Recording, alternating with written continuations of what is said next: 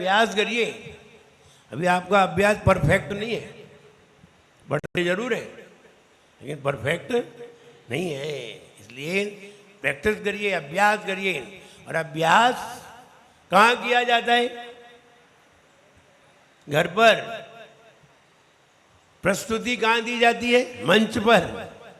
मंच पर। अब यहाँ अभ्यास नहीं करना है, अभ्यास घर पे किया जाता है, प्रस्तुति मंच पे दी जाती है। और एक बात बताएं, आप इसे कंठस्थ, वैसे सबको याद होगा, मुझे ऐसा लगता है कि सबको याद ही होगा। भक्तामृत पूरा याद है कि नहीं? पुरुषों को तो याद मुश्किल है, बहुत कम लोगों को है ना, 2-4% निकलेंगे। महिलाओं को, सबको, महिलाओं को सब याद रहता है, भूलते ही नहीं है। तो सब लोग याद करिए, 2 प्रकार की कैपिटल हुआ करती है। Capital in hand, cash at bank. 2 तरह की पूंजी होती है, एक हाथ में पूंजी होती है और एक बैंक में पूंजी होती है। दोनों में से कौन सी बढ़िया है? Cash in hand, at a time, चाहे जब चाहे किसी में खर्च करो, चाहे जब उपयोग करो। कैश एट बैंक आप चाहे जब प्रयोग नहीं कर सकते, निकालने जाना पड़ेगा एटीएम। अब एटीएम के पास जाना पड़ेगा, पहले जब बैंक खुलती थी तब जाना पड़ता था, 3 बजे बाद बंद। तो इसलिए अब तो एटीएम में चाहे जब चले जाओ, चाहे जब निकाल लाओ, लेकिन जाना तो पड़ेगा ही। कैश एट बैंक तत्काल। बोले अब तो गूगल पे हो जाता है। अब वो अलग है कि गूगल पे हो जाता है, पेटीएम हो जाता है, क्या क्या हो जाता है, लेकिन पहले हमें आखिर उसका प्रयोग करना ही पड़ेगा। लेकिन हम सीधे cash in hand first, cash at bank second. Cash at bank में बहुत सारे प्रयोग करने पड़ेंगे, कैश इन हैंड में कोई प्रयोग नहीं करना है। जैसे अगर हमारे कंठ में पूंजी है, तभी कहा है कंठगता मजस्रम, अंत में कहा है कंठ में है। ना हमें आँख की जरूरत है, ना हमें लाइट की जरूरत है, ना हमें दिन की जरूरत है, ना हमें चश्मा की जरूरत है, सिर्फ दिमाग से सोचने की जरूरत है। कट से निकल आया, कैश इन हैंड फर्स्ट, किसी की जरूरत नहीं है। अब मान लीजिए किताब में लिखा है अब चश्मा चाहिए, चश्मा नहीं मिला तो बैठे हैं। आंख चाहिए, आंख भी मिल गया, चश्मा भी मिल गया, लाइट नहीं है, फिर बैठे। इसलिए कितनी सारी परेशानी, पराधीन है। इसलिए पराधीन नहीं, स्वाधीन बनिए। कैश इन हैंड अपने कंठ में रखिए इसे, चाहे जब निकालिए, चाहे जब सोचिए, चाहे जैसा सोचिए, चाहे जितना सोचिए, और चाहे जब उसका प्रयोग करिए। और कब अगर किसी को बताना है तो चाहे जब बता दीजिए। तो किसी ने पूछा भक्तामृत में कितने छंद हैं? बोले इतना भी नहीं मालूम, ला किताब अभी बताता हूं। तो बोले हम ही बता देंगे। तो जो पराधीन है किताब में देख करके बताइए, इसलिए किताब में देख करके नहीं, तत्काल बताइए। इतने छंद हैं, इतने सूत्र हैं, आदि आदि सूत्र याद हो तो फिर कहने ही क्या है।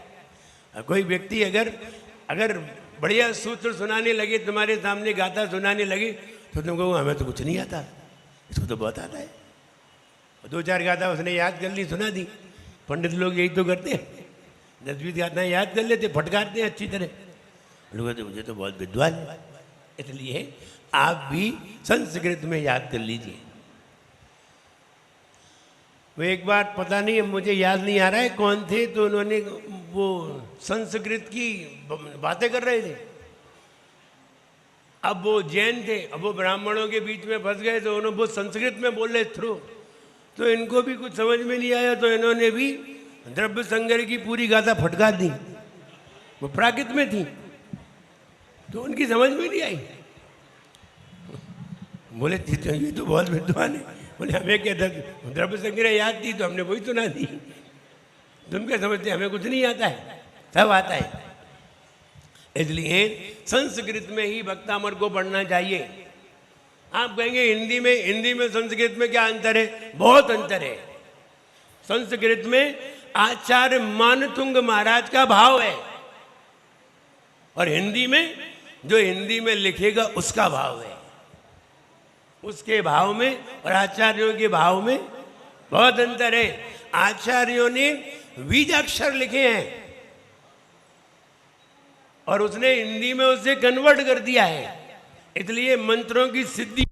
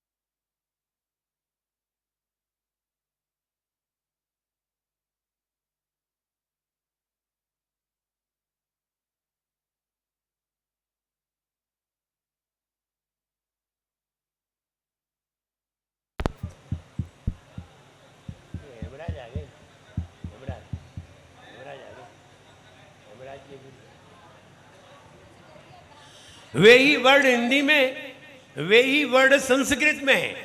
अंतर इतना है कि किसी अक्षर के आगे अगर दो बिंदु लगा दे तो आ पढ़ा जाता है, ऊपर बिंदु लगा दे तो मकार पढ़ा जाता है, बीच में बिंदु लगा दे तो अलग अलग पढ़ा जाता है।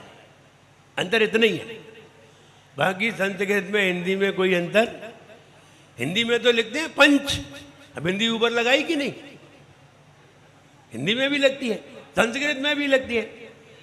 बस हलंत और विसर्ग का और अनुस्वार का अंतर होता है, बाकी तो सब वही है। अब इतने से समझने में तुम्हारी समझ में नहीं आए संस्कृत तो फिर तुम बिल्कुल बुद्धू ही हो। इति भीति निवारक, इति भीति निवारक, इसका फल। इति माने होता है जैसे बीमारी, इसे इति कहते हैं। हैजा, प्लेग, महाप्लेग अथवा अन्य अन्य बीमारी जैसे कोरोना। अब कोरोना भीति नहीं है, इति है, ये बीमारी है। तो जो बीमारियां होती हैं, वायरस होते हैं, ये सब इति में आते हैं। और भीति, उनसे हमें जो भय होता है वो भीति कहलाते हैं। इति भीति, बीमारी और भय, बीमारियों को निवारण करने वाला और भय का निवारण करने वाला। तो इति माने बीमारी, हैजा, कोरोना आदि जो जो बीमारी आती हैं, और ऐसी बीमारी होती हैं जो सर्वत्र फैलती हैं, उन्हें इति कहते हैं। यदि ये बुखार, अब बुखार इति नहीं है। जैसे चिकनगुनिया आया था 2006 में, चिकनगुनिया। अब कोरोना आया 20 में, तो कोरोना, तो ये महाबीमारी है। तो महाबीमारी है तो इसे कहते इति। और जब इनसे हमें भय होता है, डर लगता है, हम भागते हैं, तो ये भय है। और भय कई प्रकार के होते हैं, 7 प्रकार के भी भय होते हैं। इस लोक भय, परलोक भय, मरण भय, कितने सारे भय होते हैं। आप तो भय समझ लो, भय माने डर। आप पलक झपकती है आपकी कि नहीं? क्यों झपकती है? डर के कारण कि कमजोरी के कारण? आपकी पलक कमजोरी के कारण झपकती है या डर के कारण झपकती है? बताओ।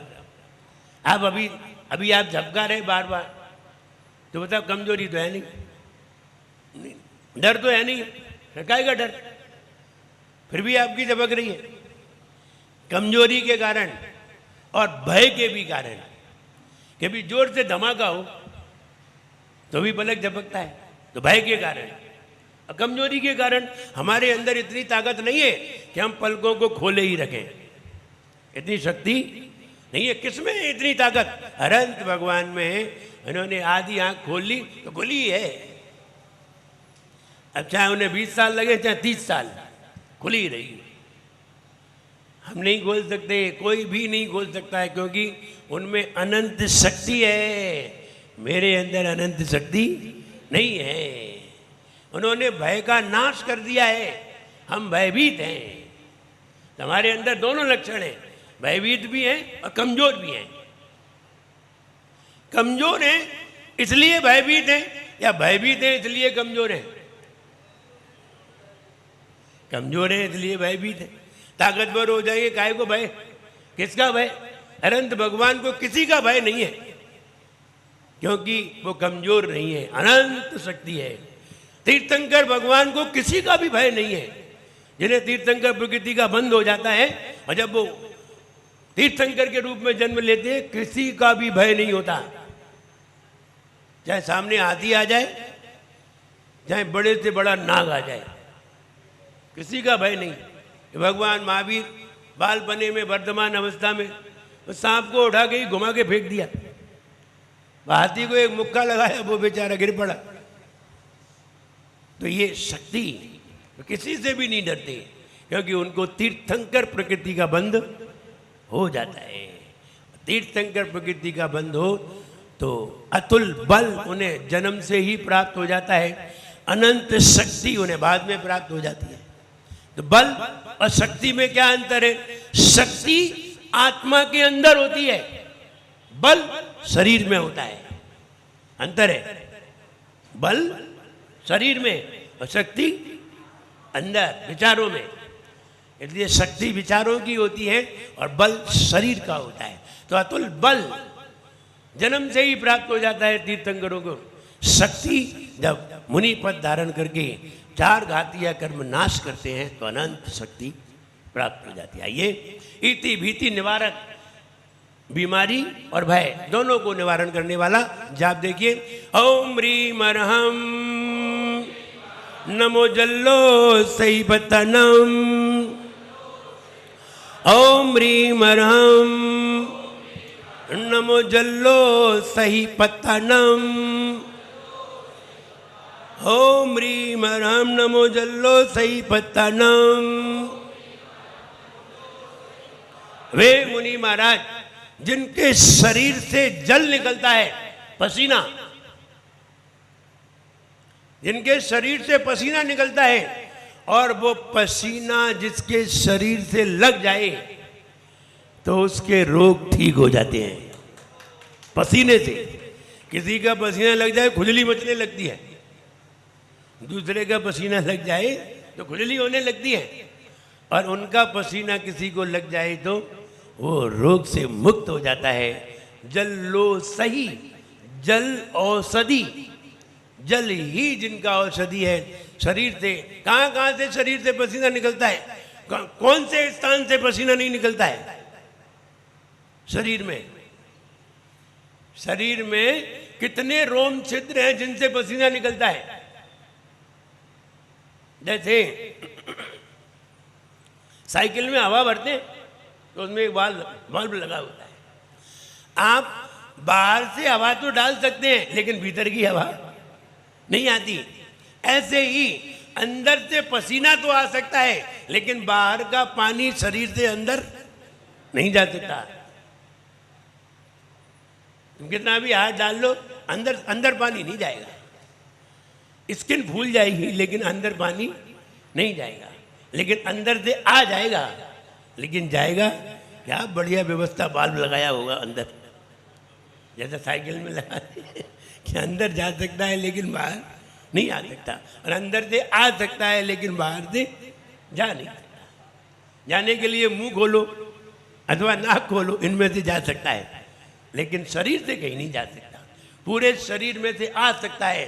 80 लाख करोड़ रोम छिद्र होते हैं शरीर में। 80 लाख करोड़ छेद होते हैं। इन छेदों में से पसीना बाहर आता है। इसलिए अब वहां ये कह रहे हैं कि पसीना निकलता है, निकलेगा। हम भोजन करेंगे, जल लेंगे तो निकलता है, नहीं निकलता है वे बीमार होते हैं। जिनको पसीना ज्यादा आता है वे स्वस्थ होते हैं, बीमार नहीं होते। इसलिए पसीना आना अच्छी बात है, लेकिन भगवान को पसीना नहीं आता, फिर भी भगवान स्वस्थ होते हैं। उनका एक अतिशय है, वे तो अंदर आहार करते हैं तो निहार नहीं करते, जल तो पीते हैं, लघु शंका नहीं जाती। कौन जाए शुद्धि करे, तो कमंडल लेना पड़ेगा, तो वो कमंडल पीछे कुछ नहीं लेते, क्योंकि उन्हें किसी की दरकार ही नहीं है, अशुद्धि ही नहीं होती। इसलिए जल्लो सही बताणम वे मुनि महाराज, जिनके शरीर से जल निकलता है, पसीना निकलता है, 80 लाख करोड़ रोम छिद्र होते हैं, इनसे पसीना निकलता है। लोग कहते हैं ना कि गंधोदक कहाँ लगाना चाहिए। एक व्यक्ति ने व्याख्या की, पता नहीं विद्वान लोग कैसी कैसी व्याख्या करते हैं, कहाँ कहाँ से पढ़ लेते हैं ऐसी बातें। वो कहते हैं कि गंधोदक कहाँ लगाना चाहिए, बोले आँख में। बोले आँख में भी नहीं लगाना चाहिए, बोले क्यों, बोले आंसू आते हैं।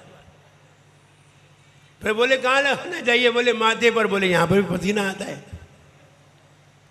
बोले सिर में लगाना, सबसे ज़्यादा पसीना तो यहीं आता है।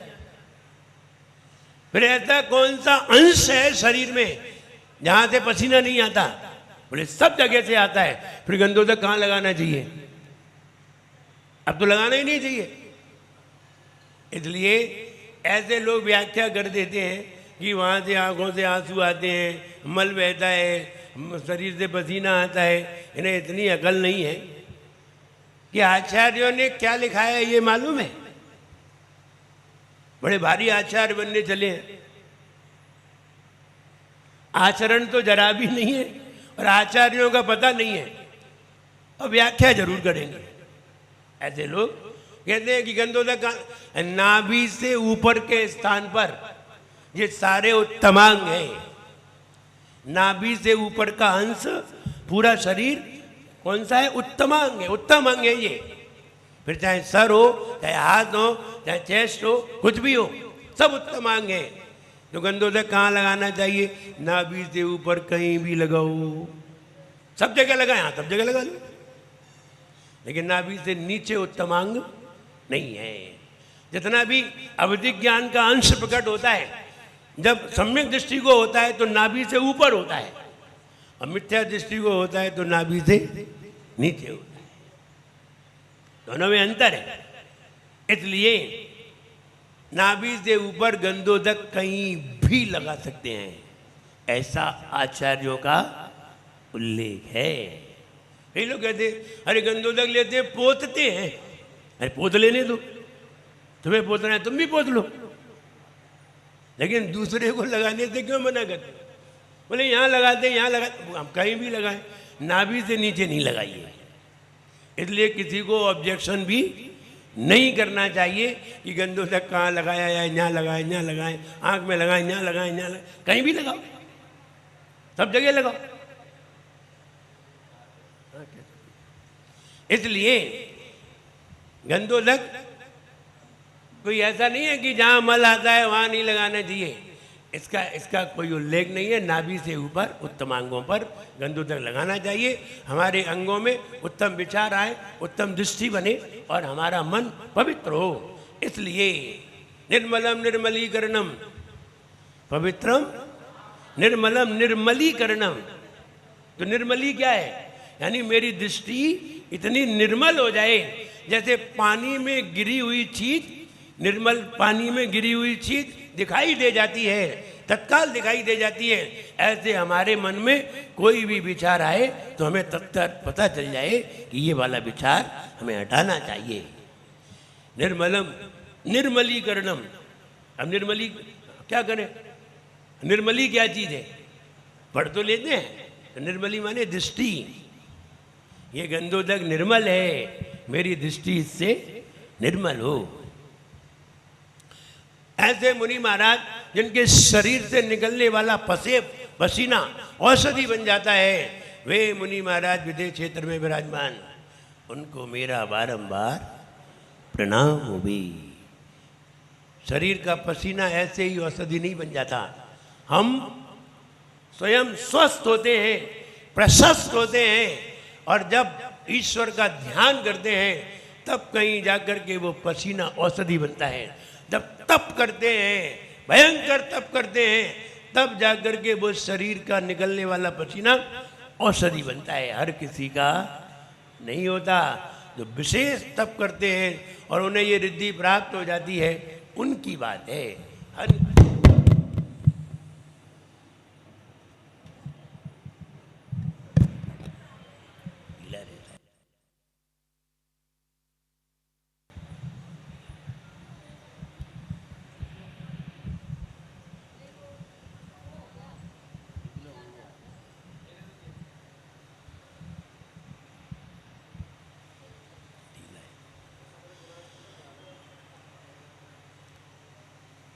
हर किसी को ये रिद्धि प्राप्त नहीं होती। आइए अर्थ देखते हैं। चित्र में देखिए, आदिनाथ भगवान विराजमान, उनके पीछे ओम बना हुआ है। काय का प्रकरण है? ओंकार ध्वनि का ओम बना हुआ है। और नीचे देखिए कितने तरह के लोग बैठे हुए हैं। जानवर भी बैठे हुए हैं, पक्षी भी बैठे हुए हैं, मानव भी बैठे हुए हैं, देव भी बैठे हुए हैं, आदिका भी बैठी हुई हैं, मुनि महाराज भी बैठे हुए हैं, और देव जो दिखाई नहीं दे रहे चारों तरफ बैठे हैं, क्योंकि वे कम दिखाई देते हैं, लेकिन बैठे सब जगह हैं। दिव्य ध्वनि 12 सभाएं, 12 प्रकार की सभाएं लगी हैं। अलग अलग कोठे में अलग अलग जीव जाके बैठे हैं। लेकिन ये देखिए, जो जन्मजात बैर भाव रखने वाले हैं, जैसे नेवला सर्प, मोर सर्प, बिल्ली, बिल्ली का बैरी कौन है? कुत्ता। लेकिन वो यही बैरी है, हिंदुस्तान में, विदेशों में नहीं है। विदेशों में तो प्रेम रखते हैं। वो छोटी सी बिल्ली लाओ और छोटा सा पिल्ला लाओ, फिर दोनों को एक साथ रखो, फिर कभी भी नहीं लड़ेंगे। अरे बड़े बड़े हो जाते फिर लड़ते हैं। अबे हिंदुस्तान के हैं तो वे तो लड़ेंगे ही, गली के हैं ना, घर के नहीं हैं। तो उनके यहाँ घर के रहते हैं, तो अच्छी तरह बिल्लियों को और कुत्तों को अच्छी तरह आपस में खेलते हुए देखो। तो जो आपस में जन्मजात बैरी हैं, वो भी वहाँ प्रेम से बैठते हैं। तब भूल जाते हैं लड़ाई झगड़े, तब भूल जाते हैं, क्योंकि भगवान का जो ओरा है ना, उस ओरे में जो जो आते हैं वे सब प्रेम भाव में रमण करने लग जाते हैं। भूल जाते हैं बैर भाव आपस में। जैसे कि जब आप प्रवचन सुनने आते हैं, तब आप आपस में बैर भाव भूल जाते हैं। मंदिर के बाहर भले ही हो जाए, लेकिन अंदर नहीं रहता है। ऐसे ही भगवान के समोचरण में सारा बैर भाव भूल जाते हैं। दिव्य ध्वनि कितनी भाषा में घिरती है? 10 अष्ट महाभाषा समेत लघु भाषा 7 शतक सुचेत। 700 छोटी लघु भाषा, 7 शतक, 700 लघु, 10 अष्ट, 10 और 8 18 महाभाषा। 718 भाषा में जनेन्द्र भगवान की वाणी घिरती है। जनेन्द्र भगवान की वाणी तो ओंकार ध्वनि में घिरती है, लेकिन 718 भाषाओं में कन्वर्ट हो जाती है। ऐसा कैसे, कौन करता है कन्वर्ट? अरे कई जगह मशीनें करती हैं, कई जगह यंत्र करते हैं, लेकिन ऐसा ओंकार ध्वनि का स्वभाव है कि वो स्वयं ही 718 भाषा में परिणत हो जाती है। चाहे 718 भाषा वाले लोग वहाँ हों या ना हों, लेकिन 718 भाषा में कन्वर्ट हो जाती है। संसद में अलग बोलता किसी और भाषा में है, सुनाई किसी और भाषा में देता है। बटन दबाइए, उसी भाषा में सुनिए। सामने वाला अंग्रेजी में बोल रहा है, अब वो सामने वाला गुजराती जानता है, तो वो गुजराती का बटन दबाएगा, आराम से सुनेगा। वो अंग्रेजी में बोलेगा, वो गुजराती में सुनेगा। संसद में स्वामी विवेकानंद स्मारक कन्याकुमारी में 14 भाषा में होती है। कोई एक भाषा में बोलेगा, आप 14 भाषा में सुनिए। अलग अलग रूम में अलग अलग चेयर लगी हुई है, आप जाइए, जिस भाषा में सुनना हो उस रूम में बैठिए। आपको उसी में सुनाई देगी। ऐसे ही संसद में, विधानसभा में जैसी जो भाषाएं निर्मित होती हैं, सारी भाषाओं के वहाँ बटन लगे होते हैं। आपको जिस भाषा में सुनना है उसी भाषा में सुन सकते हैं। अंग्रेजी समझ में नहीं आती, अंगूठा छाप सांसद बन गए, अब पहुँच गए संसद में। अब अंग्रेजी समझ में नहीं आती तो कैसे समझें? तो उन्हें वो हिंदी का बटन दबाएंगे, हिंदी में सुनिए। अब कोई हिंदी समझ में नहीं आती किसी की तो वो अंग्रेजी में सुनेंगे। इसलिए जब यहाँ भाषा का कन्वर्ट हो सकती है, तो वहाँ तो देव लोग खड़े हुए हैं और कहते हैं अर्धमागधी भाषा, भगवान की जो ओंकार ध्वनि निकलती है उसको गणधर भगवान तो समझते हैं, लेकिन आम पब्लिक नहीं समझती। और 718 भाषाएं क्यों ली गई? पंचेंद्रिय संगी मन वाले जीवों की भाषाएं 718 हैं, इससे ज्यादा नहीं है। अब मान लीजिए 700 भाषा वाले वहां बैठे हुए हैं, 500 भाषा वाले वहां बैठे हुए हैं, और गिरेगी 718 भाषा में, लेकिन 500 भाषा वाले अपनी अपनी समझ लेंगे। गाय है, गाय गाय की भाषा में समझेगी, शेर शेर की भाषा में समझेगा, बिल्ली बिल्ली की भाषा में समझेगी, चूहा चूहा की भाषा में समझेगा, और आदमी अपनी भाषा में समझेगा। कहीं के भी आ सकते हैं, पूरे हिंदुस्तान से क्या पूरे विश्व से आ सकते हैं, विद्याधर आ सकते हैं, देवलोग आ सकते हैं, सबकी अलग अलग भाषा है। विद्याधर उनकी अलग भाषा है, अपने अपने यहाँ की अलग भाषा है, तो सब अलग अलग भाषा में उस दिव्य ध्वनि को समझते हैं। क्या शानदार व्यवस्था होगी। 18 महाभाषाएं कौन सी हैं इस किताब में तो नहीं लिखा है, लेकिन पूजन की किताब में लिखा है। आइए 18 भाषा हम बता देते हैं। 3 लाड, LAD, 3 लाड, लाड भाषा 3 प्रकार की होती है, महाभाषाएं हैं ये। अपन जानते हैं कि नहीं जानते? क्या अपन पूरे 2.5 द्वीप के विदेश क्षेत्र की, ऐरावत क्षेत्र की क्या सारी भाषाएं जानते हैं? नहीं जानते, लेकिन भगवान की वाणी तो सारी भाषा में गिरती है। इसलिए 3 लाड, 3 कुरुक, कुरुक, KURUK, कुरुक, 3 भाषाएं कुरुक, 3 भाषाएं लाड, 3 भाषाएं मराठा, 3 भाषाएं, 3 भाषाएं मालव, 3 भाषाएं गौड़, और 3 भाषाएं मागध। ये 18 प्रकार की महाभाषाएं हैं। 3 लाड, 3 कुरुक, 3 मराठा, 3 मालव, 3 गौड़, 3 मागध। ये आपको छोटे छोटे शास्त्रों में कहीं नहीं मिलेंगे। ये तो धबला जी में है, 13वीं पुस्तक में, और कहीं हमने पढ़ने में नहीं आया। यदि आप पद्म पुराण पढ़ें, हरिवंश पुराण पढ़ें, नहीं मिलेंगे, कहीं नहीं मिलेंगे। सबका चार पढ़ें, समय सार पढ़ें, प्रवचन सार पढ़ें, कुछ भी पढ़ लो, जीव कांड पढ़ें, कहीं नहीं मिलेंगे। ये महाभाषाएं धबला जी पुस्तक नंबर 13 में दी है, वहाँ से ये लाई गई है।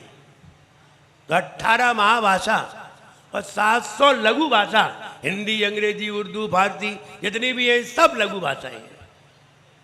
हम सब लघु भाषा में समझ रहे हैं, महाभाषा में पता ही नहीं। 718 भाषाएं क्यों गिरी?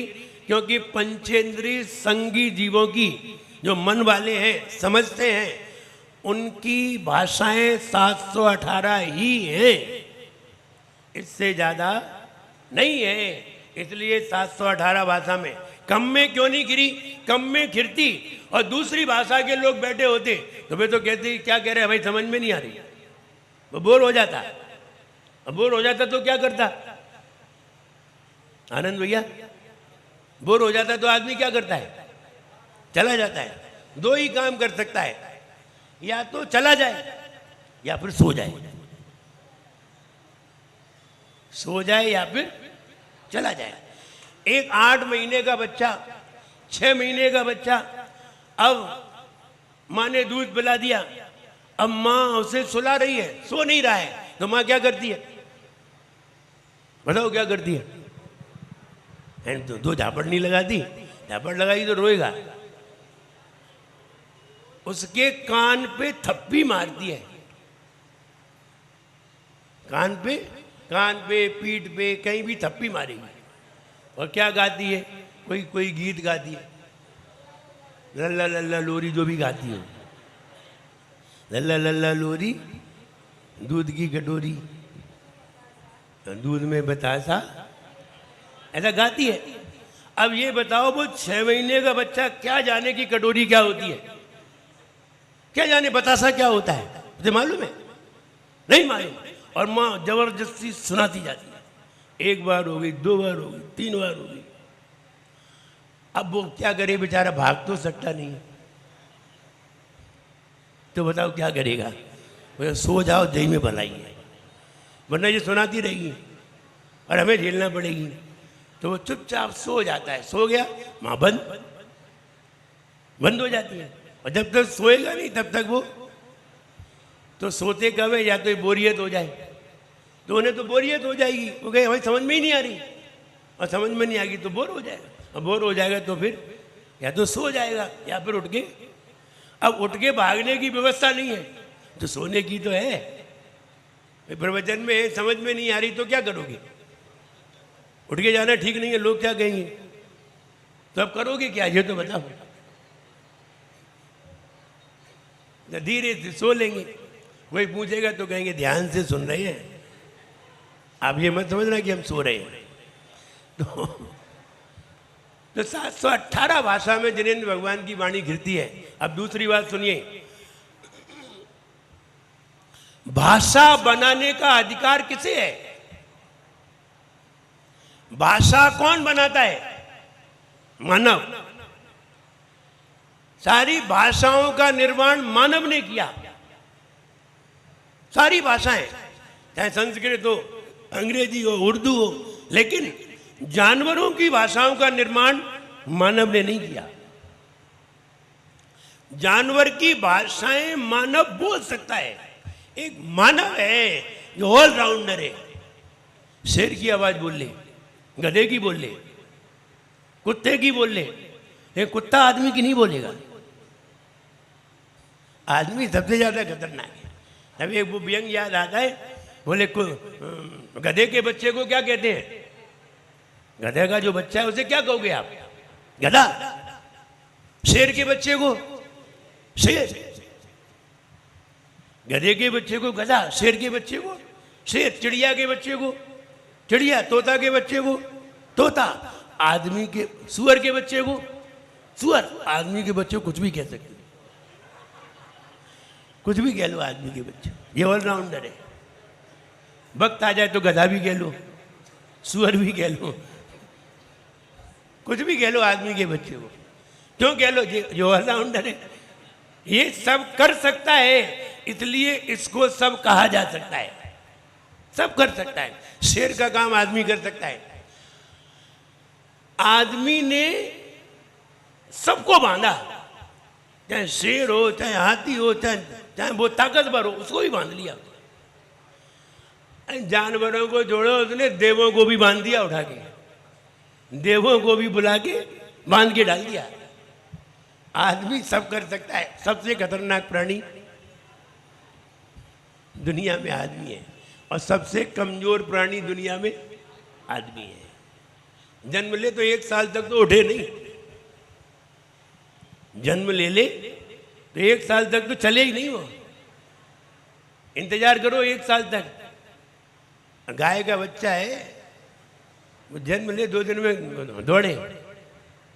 तो सबसे कमजोर प्राणी दुनिया में आदमी ही है। भाषा का निर्माण आदमी ही करता है। भाषा कौन कैसे बनती है? हमारे मुंह से शब्द कैसे बनते हैं? क्या अंदर से बन के आते हैं?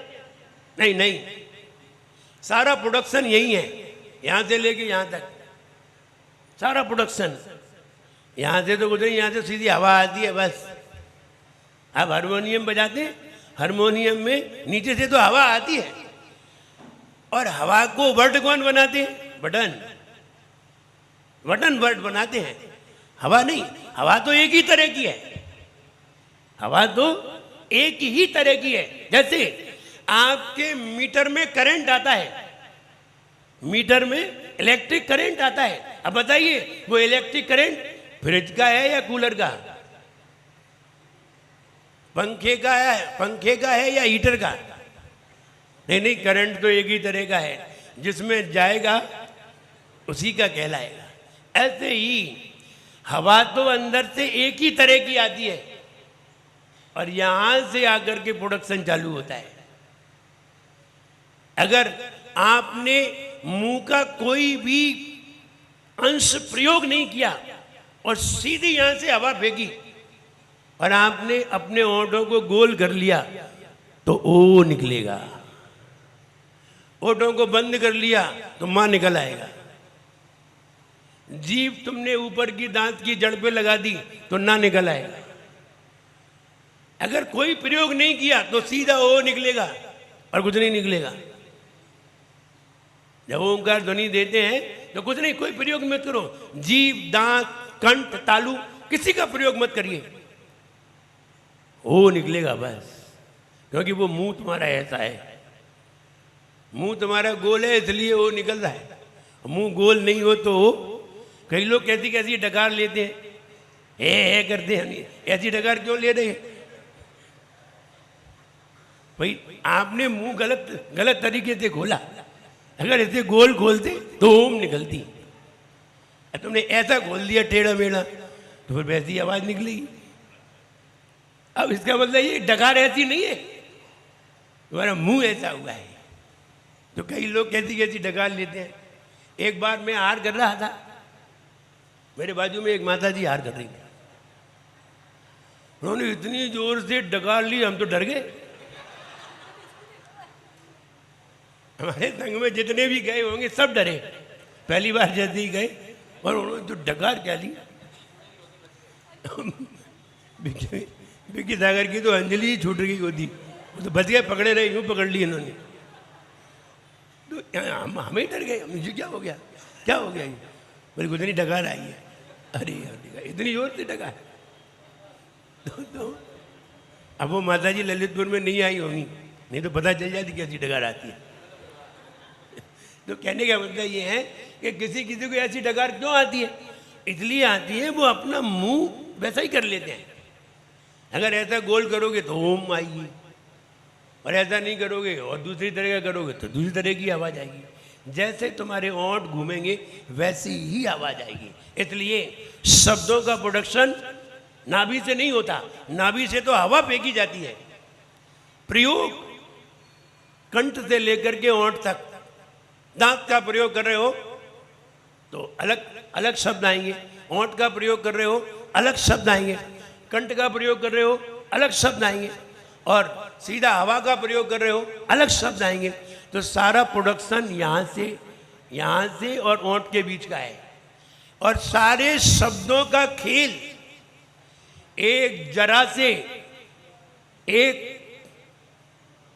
तालु का है, जो अपने मुंह के अंदर जब आप मुंह खोलें तो इतना सा एक लटका होता है, एक टुकड़ा सा लटका होता है। जब अंदर मुंह खोलोगे तो ऐसा बना होगा, ऐसा जरा सा लटका होगा। सारे शब्द वहीं से बनते हैं।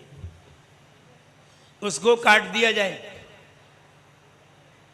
अब तुम खूब हवा निकालो, कुछ नहीं होना है, ए होगी, शब्द नहीं बनेंगे। इसलिए सारा खेल इतने से अंश का है।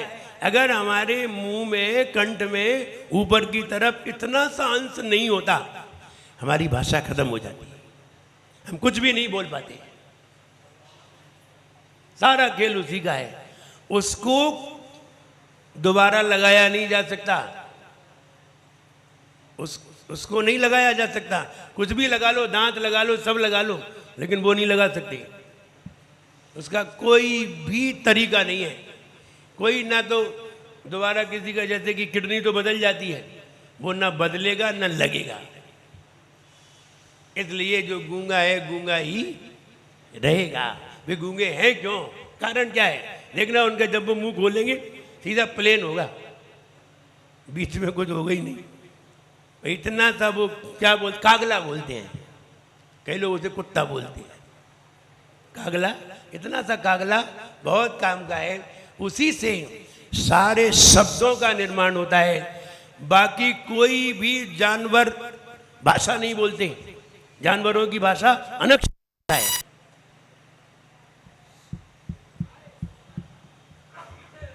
जानवरों की भाषा अनक्षरी भाषा है, इसमें कोई अक्षर नहीं है।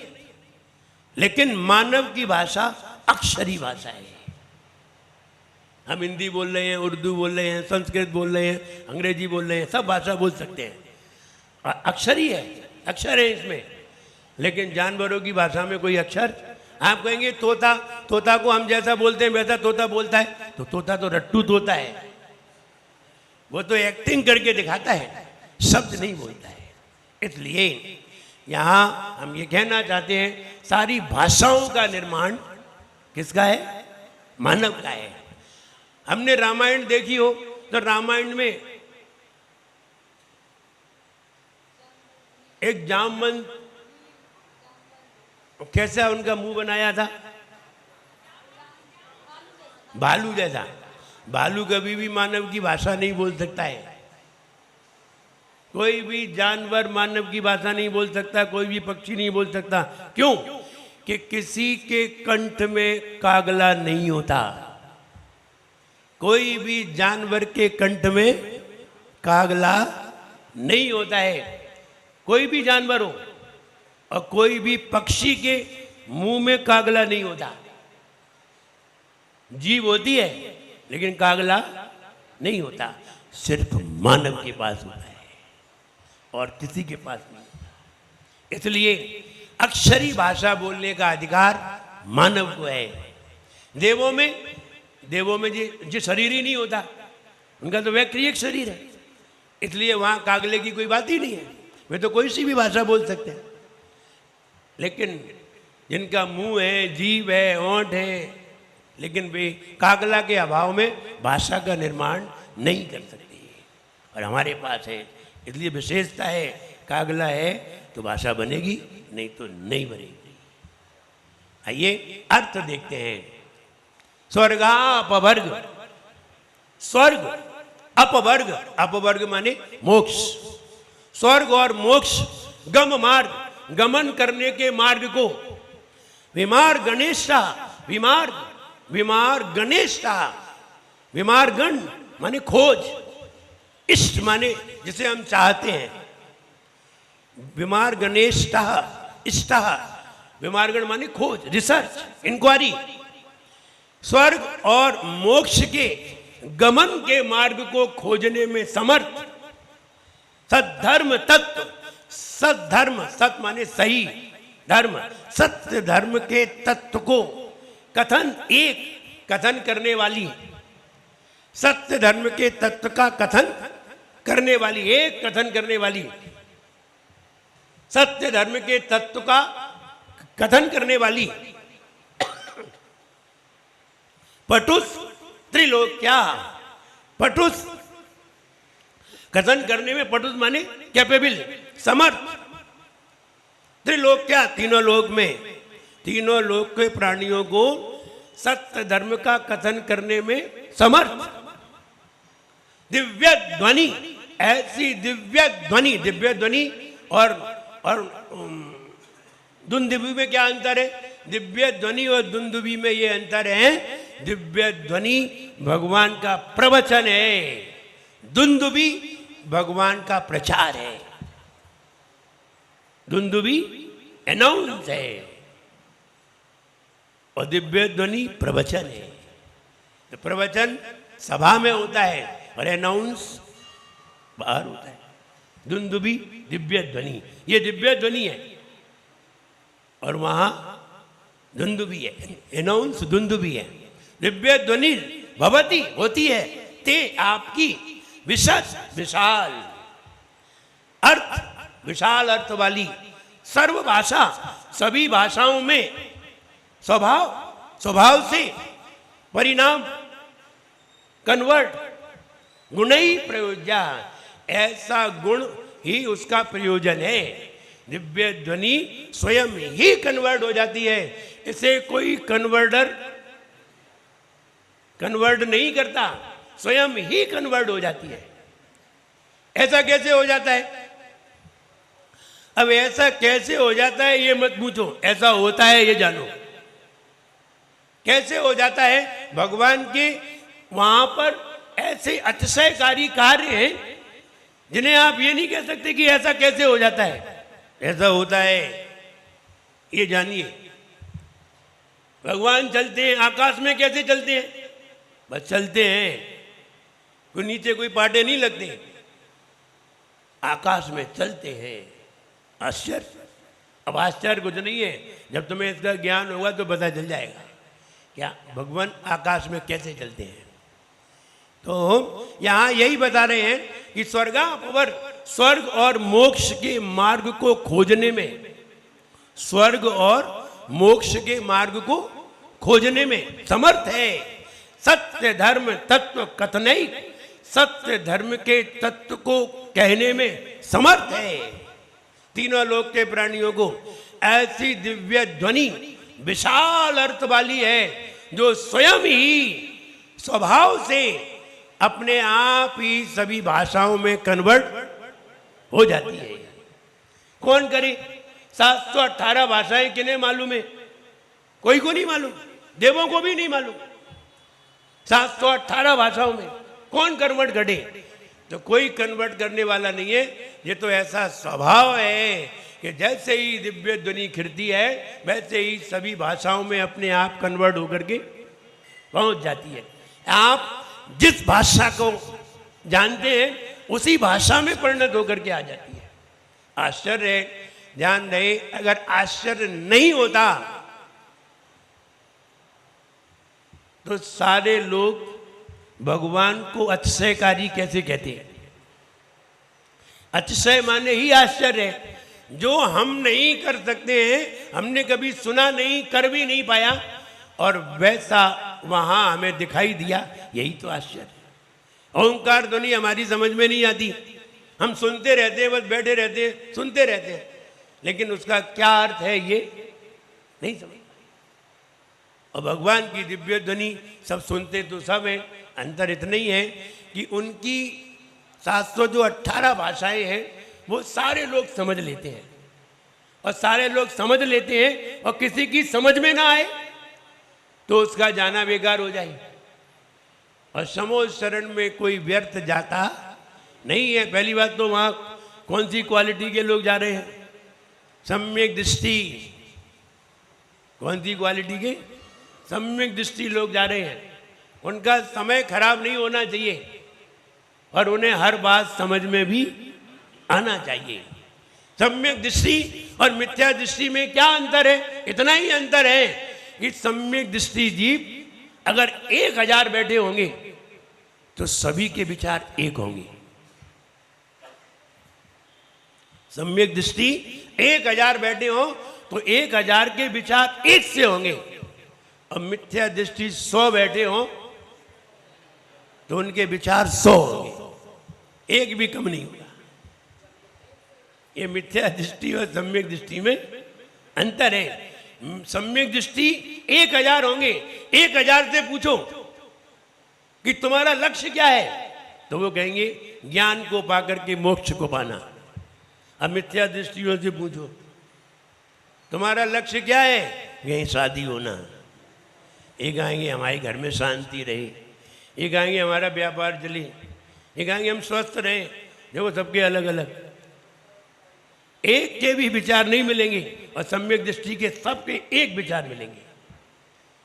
तीर्थंकरों ने जितना भी उपदेश दिया सबके उपदेश एक से हैं, किसी ने भी किसी का विरोध नहीं किया। तीर्थंकर हैं, किसी ने भी किसी की बात को गलत नहीं कहा, सबने अपनी अपनी समझ से कहा और सबने तत्व का विवेचन किया। लेकिन 10 महाराज विवेचन करें तो 10 बातें मिलेंगी। क्योंकि इनका क्षयोपम है, ये क्षयोपम ज्ञानी है। वे अपनी अपेक्षा से कह रहे हैं, वे अपनी अपेक्षा से कह रहे हैं, वो अपना समझ के कह रहे हैं, वो अपनी समझ के कह रहे हैं। लेकिन तीर्थंकर भगवान तो क्षयिक ज्ञानी है, सबका ज्ञान भी एक सही है। जब सबका ज्ञान एक सा हो तो कभी भी भेदभाव नहीं मिलता है, और जब सबका ज्ञान एक सा ना हो तो फिर भेदभाव मिलते हैं। तो यहाँ यही कहा है, स्वर्ग और मोक्ष को बताने में जो समर्थ है, सत्य धर्म का कथन करने में जो समर्थ है, और सभी भाषाओं में कन्वर्ट होने में जो समर्थ है, और ऐसी दिव्य ध्वनि विशाल अर्थ वाली समो शरण में है भगवान, आपके शरीर से निकलती है। दिव्य ध्वनि कहां से निकली? शरीर से। शरीर से निकली इसलिए ध्वनि कहलाई, अब मुंह से निकलती तो भाषा कहलाती। मुंह से नहीं निकली, मुंह से निकलती तो भाषा कहलाती, और शरीर से निकली तो ध्वनि कहलाई। जब आपके हाथ से कोई थाली गिर जाए तो आप क्या कहोगे? कौन सी भाषा निकली? भाषा नहीं निकली, आवाज आई, ध्वनि आई, थाली की ध्वनि आएगी। आपने ढोलक में हाथ मारा, कौन सी भाषा निकली? ध्वनि निकली, भाषा नहीं निकली। ऐसे ही पूरे शरीर से निकली तो ध्वनि, और ध्वनि क्यों निकलती है? जब किसी का कोई पुण्य का उदय होता है तब ध्वनि निकलती है, ऐसे ही नहीं निकलती। आप खूब बैठे रहो, वो भरत चक्रवर्ती रात को 12 बजे भी पहुंच जाए तो भगवान 12 बजे दिव्य ध्वनि सुनानी चालू हो जाती। भरत चक्रवर्ती क्यों? उनका नाती था। ये नाती था इसलिए नहीं, वो पुण्यवान था। विभागन वश जोगे वसाय, तुम ध्वनि है सुनी विभ्रम नशाय। तुम गुण गण्य को नहीं छेद वेद, जगतारण्य को तुम वीरद एव। तो भवि भागन वश योग, भव्यों के भाग्यवश ऐसा योग बनता है कि भगवान की दिव्य ध्वनि निकल आती है। अगर कोई भाग्यवान ना हो, पुण्यवान ना हो, तो वो दिव्य ध्वनि नहीं निकलती। इसलिए उनकी दिव्य ध्वनि निकलने में भगवान की इच्छा नहीं है कि हमें तुम्हें प्रवचन सुनाना है। उनकी इच्छा नहीं है, क्योंकि उनकी तो भाव मन ही खत्म हो गया। भाव मन खत्म हो गया तो उनकी कोई इच्छा नहीं है। अब सामने वाले का भाग्य हो तो निकल आती है, नहीं तो नहीं निकलती। अब बताइए, हम आपको अपनी इच्छा से पढ़ा रहे हैं भक्तामर? नहीं नहीं, ये तुम्हारा भाग्य है, तुम्हारा भाग्य है। भवि भागन वश जोगे बसाए, तुम्हारा भाग्य है। और जिस दिन हम नहीं पढ़ाएं उस दिन तुम्हारा भाग्य अपने आप कमजोर हो जाएगा। तुम फिर अपने आप कहोगे आज मेरे भाग्य में ही नहीं था, यही कहोगे। ये नहीं कहोगे कि महाराज नहीं पढ़ा रहे, आज मेरे भाग्य में ही नहीं था।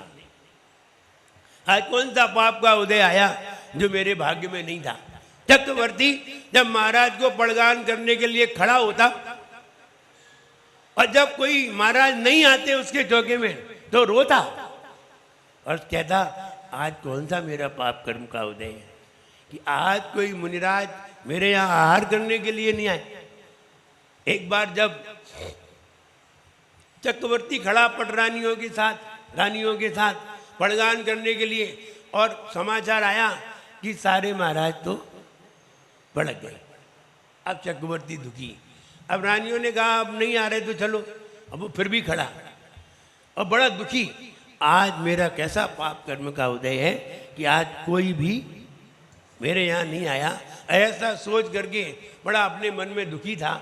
इतने में सामने से आकाश मार्ग से 2 मुनिराज आते हुए दिखाई दिए।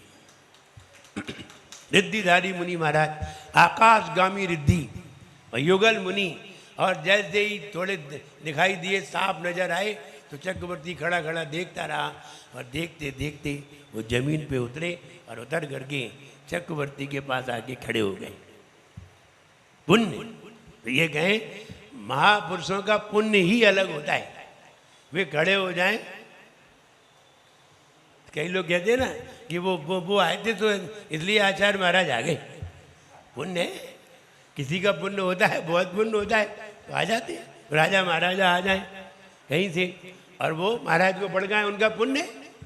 तो जिसका पुण्य हो, आचार्य शांति सागर महाराज जब उन्होंने हीरे की विधि ले ली कि जिसके चौक पर हीरे पड़े होंगे वहाँ हार करेंगे, तो जब गांव वालों ने बहुत पड़काया, 7 दिन हो गए और 7 दिन तक उनकी विधि नहीं मिली, तो सेठानी आई होंगी दिल्ली से। अब सेठानी तो सेठानी है, डायमंड का हाथ पहनी थी और पड़का रही थी और बहुत सारा सामान लेके भी आई थी हार कराने। तो सामान लेके आई तो वो पड़गाने खड़ी हुई और पड़गाने खड़ी हुई, पड़गान करते करते वो हार टूट गया। जैसे ही टूटा तो चौक पे गिर पड़ा। आचार्य शांति सागर महाराज खड़े हो गए। कहने का मतलब ये है कि कोई का किसका पुण्य हो और किसके पुण्य से महाराज भड़क जाए, किसके कैसे विधि मिल जाए, क्या कह सकते हैं। तो कहने का मतलब ये है कि पुण्य होता है तभी भगवान की दिव्य ध्वनि करती है। हर किसी को भगवान की दिव्य ध्वनि प्राप्त नहीं होती। दिव्य ध्वनि पाने के लिए हमें सम्यक दृष्टि होना जरूरी है। दिव्य ध्वनि सुनने के लिए हमें, और विशेषता है 8वीं भूमि पर भगवान की दिव्य ध्वनि गिरती है, 7वीं भूमि पर सुनाई नहीं देती, 6वीं भूमि पर सुनाई नहीं देती, 5वीं पे सुनाई नहीं देती, सिर्फ 8वीं पर ही सुनाई देती है, उसके आगे सुनाई ही नहीं देती, किसी कान में भी नहीं पड़ती। तो इसलिए हमें सम्यक दृष्टि होना बहुत जरूरी है, और सम्यक दृष्टि नहीं होंगे तो फिर ध्यान रहे, फिर तो हमें कुछ भी प्राप्त नहीं हो सकता। दिव्य ध्वनि तो कैसे भी नहीं होगी। इसलिए दिव्य ध्वनि पाने के लिए सम्यक दृष्टि होना बहुत जरूरी है। और अभी से ही अभ्यास करना प्रारंभ कर दो। यहीं से अभ्यास होगा, वहाँ नहीं होगा, यहीं से अभ्यास होगा, यहीं से लेकर के जाना पड़ेगा, वहाँ जा कर के तो उसका फल मिलेगा। वहाँ मिथ्या दृष्टि लोग नहीं जाते, नियम नहीं है, और गए हैं या उनको वही सम्यक दर्शन हो गया है तो ही जा पाओगे, अन्यथा नहीं जा सकते, परमिशन ही नहीं है। कैसे पता चलेगा ये सम्यक दृष्टि है, ये मिथ्या दृष्टि है? जाने से कौन रोकेगा? देव लोगों का पहरा लगा हुआ है प्रत्येक द्वार पर, और देव लोग वहां सब अवधिक ज्ञानी हैं, और अवधिक ज्ञान तत्काल पता कर लेता है कि कौन मिथ्या दृष्टि है और कौन सम्यक दृष्टि है। क्योंकि अवधिक ज्ञान कर्म के उदय को जानता है, कर्म की सत्ता को जानता है, इसलिए अवधिक ज्ञानी देव पता कर लेते हैं, रोक देंगे, और वे रोके या न रोके तुम्हें वहां पहुंचने ही नहीं देंगे। बहुत कड़ा पहरा रहता है। इसलिए अभी से बिल्कुल सही विचार में आ जाओ कि हमें भगवान की आराधना करना है, उनकी पूजा करना है, बाकी से हमें किसी से कोई मतलब नहीं है। ऐसा विचार रखने वाले ही समूह शरण की धरती पर पहुंचते हैं, हर कोई नहीं पहुंचता है। इसलिए ऐसे ही विचार हमेशा अपने मन में रखिए। आइए एक बार अर्थ देख के फीड करने के लिए तैयार होते हैं। स्वर्ग और मोक्ष के मार्ग को बताने में समर्थ, स्वर्ग और मोक्ष के मार्ग को खोजने में समर्थ, सत्य धर्म का कथन करने में जो समर्थ है, तीनों लोक के प्राणियों को मोक्ष मार्ग बताने में समर्थ, और सत्य धर्म को कहने में समर्थ, ऐसी दिव्य ध्वनि सभी भाषाओं में स्वभाव से ही बदल जाती है। ऐसी दिव्य ध्वनि जनेन्द्र भगवान की हुआ करती है। ऐसी दिव्य ध्वनि सम्यक दृष्टि को ही प्राप्त हुआ करती है। आइए फीड करने के लिए तैयार होते हैं। और विशेषता ये है, आप जो फीड हो रहा है, आप जिसे याद करते हैं उसे कई बार रिपीट करिए। घर पर बैठ करके जब आप फ्री बैठे हैं या जहाँ भी बैठे हैं वहाँ उसे रिपीट जरूर करिए। इस छंद में ये वाला भाव रखा गया है, और ऐसा भाव अगर आप रिपीट करेंगे तो आगे भी आपको वो स्मरण में रहेगा। वरना आप जानते हैं हमारी क्षमताएं इतनी नहीं हैं, हम एक बार सुन करके भूल जाते हैं, और 2-4 दिन याद ना करें तो बिल्कुल ही भूल जाते हैं, और 12 दिन लगते हैं बिल्कुल भूलने में। 12 बार आप सो जाइए, आपने जो कुछ भी याद किया है रिपीट नहीं किया तो भूल जाएंगे। 12 बार गहरी नींद में सो लीजिए तो भूल जाएंगे, क्योंकि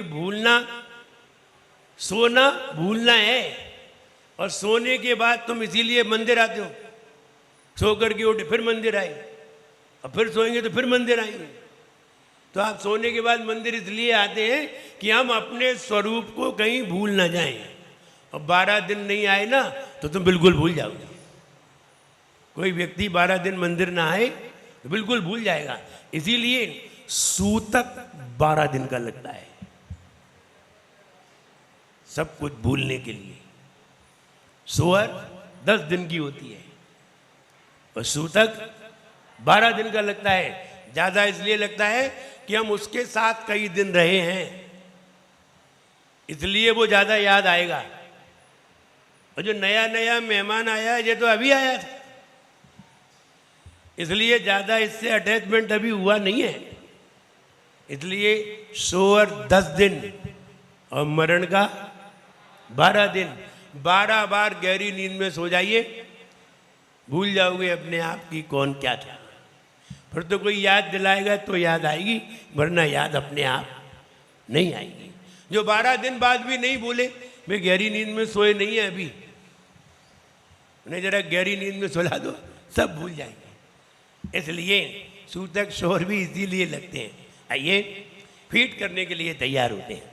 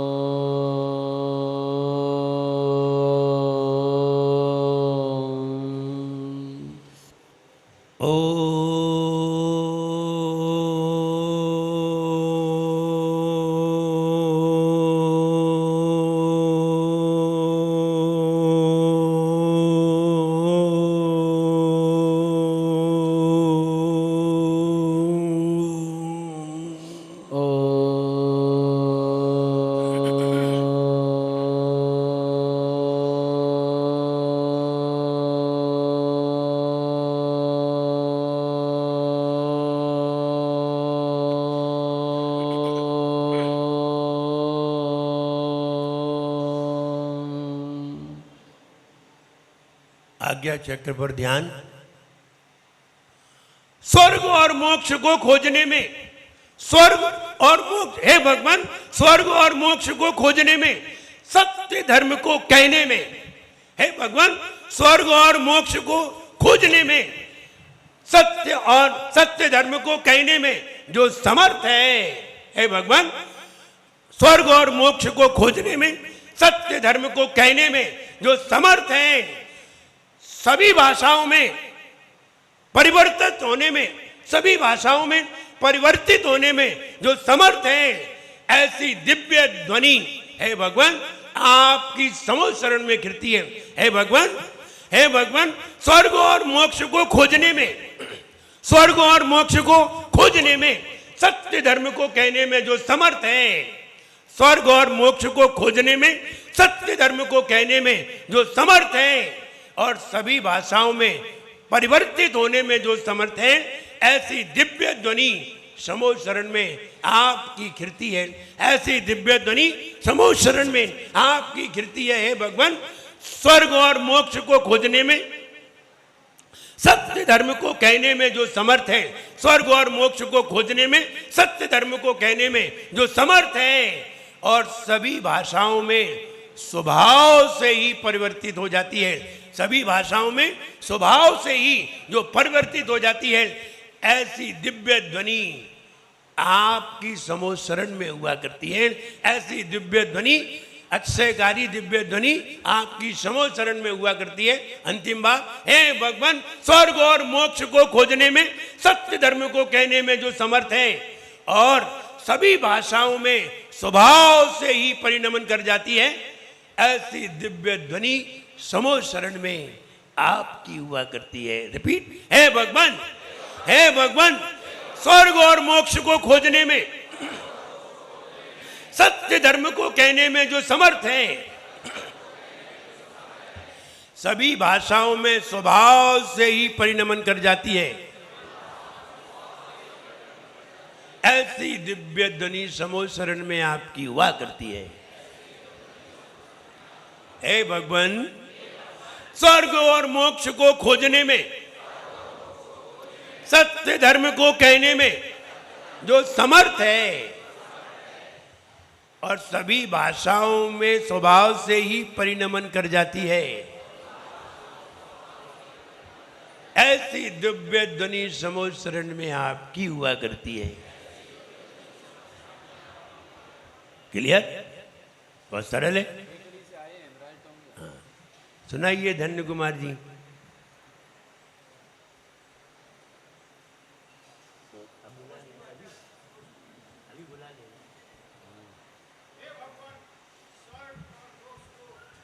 खोजने में, कहने में जो समर्थ है,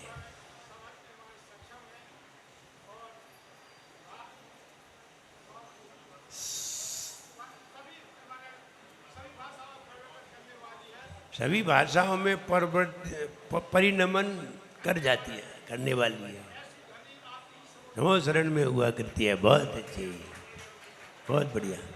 प्यारे आदिनाथ भगवान, करे गुरु मान तुंग गुणगान, जिन्हें नित्य धोक हमारी है। भक्तामर स्तोत्र की महिमा सबसे न्यारी है, कि मोरी सुन लियो हृदय में गुन लियो।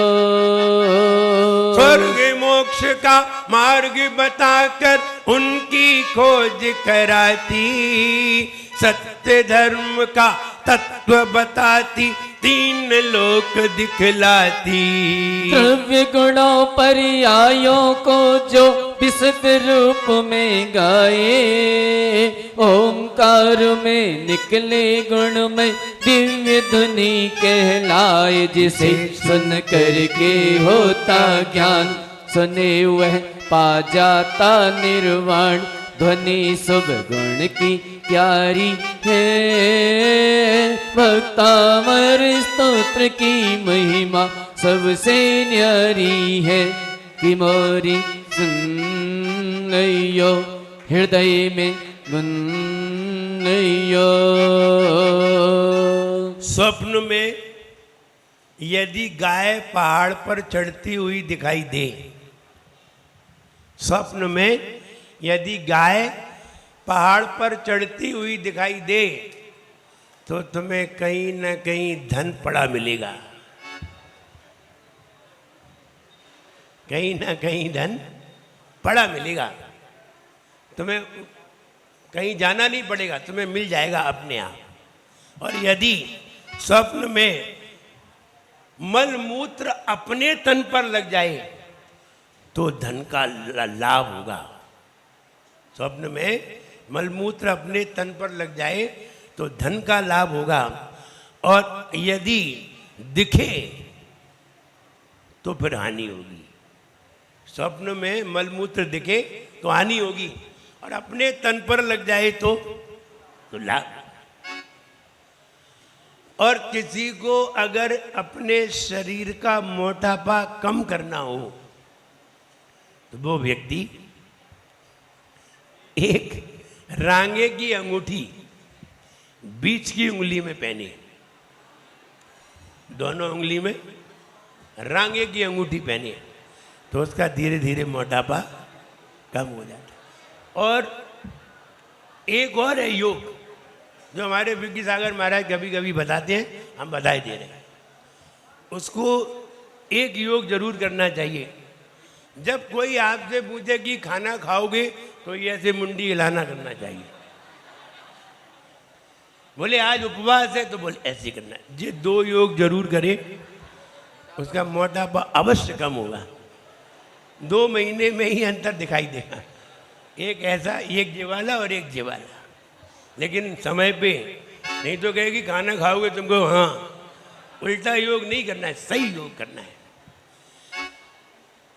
भक्ता मेरे प्यारा तो सब मिल गाओ रे, भक्ता अमर है प्यारा स्तोत्र सब मिल गाओ रे। आदि प्रभु को, आदि प्रभु को सब शीश झुकाओ रे। भक्ता अमर है प्यारा स्तोत्र सब मिल गाओ रे। हो भक्ता अमर है प्यारा स्तोत्र सब मिल गाओ रे। स्वर्ग मोक्ष बतलाती है, तत्व खोज करवाती है। स्वर्ग मोक्ष बतलाती है, तत्व खोज करवाती है। सत्य धर्म दिखलाती है, सत्य धर्म दिखलाती है।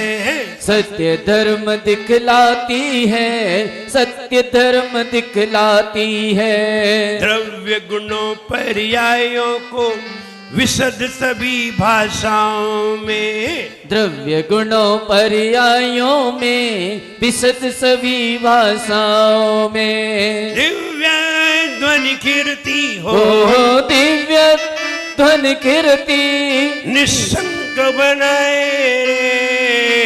जीवन है पानी की बूंद कब मिट जाए रे। हो जीवन है पानी की बूंद कब मिट जाए रे। हमारे बीच में केकड़ी से कुछ लोग आए हैं, आइए बुला लीजिए। श्रीमान हेमराज जी टोंगिया और उनके साथी, उनके भाई वगैरह हैं जो भी हैं, जाप करानी है क्यों? सब परिवार पधारें। पूज्य गुरुदेव के चरणों में श्रीफल भेंट कर आशीर्वाद प्राप्त करें। ओम ह्रीम रम नमो जल्लो सही बतानम, ओम ह्रीम रम नमो जल्लो सही पत्ताणम, ओम ह्रीम रम नमो जल्लो सही बतानम, ओम ह्रीम रम नमो जल्लो सही बतानम, ओम ह्रीम रम नमो जल्लो सही ओम ह्रीम पत्ताणम, रम नमो जल्लो सही बतानम, ओम ह्रीम रम नमो जल्लो सही ओम ह्रीम रम पत्ताणम, नमो जल्लो सही बतानम, ओम ह्रीम रम नमो जल्लो सही ओम पत्ताणम, ह्रीम रम नमो जल्लो सही बतानम, ओम ह्रीम रम नमो जल्लो सही ओम पत्ताणम, ह्रीम रम नमो जल्लो सही बतानम, ओम ह्रीम रम नमो जल्लो सही ओम पत्ताणम, ह्रीम रम नमो जल्लो सही बतानम, ओम ह्रीम रम नमो जल्लो सही पत्ताणम, ओम ह्रीम रम नमो जल्लो सही बतानम, ओम ह्रीम रम नमो जल्लो सही पत्ताणम, ओम ह्रीम श्री सम्यक दर्शन ज्ञान चारित्र्यभ्यो नमः, ओम ह्रीम श्री सम्यक दर्शन ज्ञान चरित्रेभ्यो ओम ह्रीम नमः, श्री सम्यक दर्शन ज्ञान चारित्र्यभ्यो नमः, ओम ह्रीम श्री सम्यक दर्शन ज्ञान ओम चरित्रेभ्यो ह्रीम श्री नमः, सम्यक दर्शन ज्ञान चारित्र्यभ्यो नमः, ओम ह्रीम श्री सम्यक दर्शन ज्ञान चरित्रेभ्यो नमः। जय बोलिए आदिनाथ भगवान की जय हो। भले परम पूज्य आचार्य गुरु श्री विनम्र सागर जी गुरुदेव की। पहले श्रीफल चढ़ाने दो, फिर उसके बाद सम्मान करो। पहले श्रीफल चढ़ाइए। Hello hello hello